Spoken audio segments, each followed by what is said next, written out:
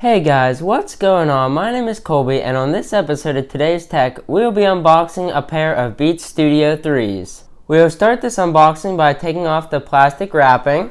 5 minutes later. Once you have the plastic wrapping removed, this cover easily slides right off the top of the Beats, and then you can lay it down, and the cover comes right off. Once you take off that outer cover, you'll see a Beats slogan that says change the way that you hear sound, and once you open this up and take it off the box, you'll see the Beats inside in their nice hard carrying case. Let's take this out and have a look what's inside. Alright, as you can see, the Beats come with a very nice carrying case. It's hard and protective, but also very nice and smooth and soft on the touch, so it feels very nice in your hands.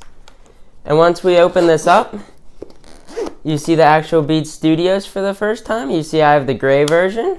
Along with the Beats Studio 3s, you'll see it comes with an aux cable, instruction manual and stickers, a charging cable, and it also comes with a carabiner. If you take a look at the Beats Studio 3s, on the side you'll notice some stickers. This just tells you how it has phone call activation and volume up and down and skip to next track songs on the side, which is very convenient, and the power button on the other side.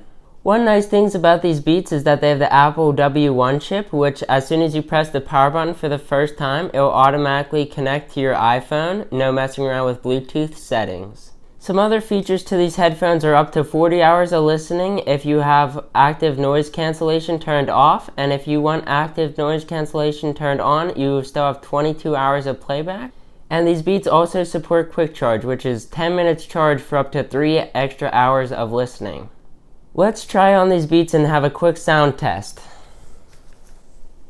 2 hours later. Alright guys, after a few hours of trying out these Beats headphones, I find them very comfortable on your head to wear for long periods of time, and I find that the sound is very good.